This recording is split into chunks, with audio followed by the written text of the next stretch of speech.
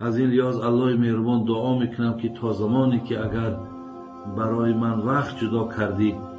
در همین راه مرا نگه بدار و تا زمانی که هستم یک آیت، یک حدیث، یک قولی مجتهد، هر چیزی که برای بهبود دینم باشد به گوش بنده های خدا رسانم و فردا که مرا گوش کردن این سخنهای من پیش روشون بیاید و یک دستشون برداشته و در حق من دعا کردن هم دریغ ندانند. الله مهربان همه شما را حفظ کند برادرای عزیز، خواهرای مهربان، و به خدای مهربان قسم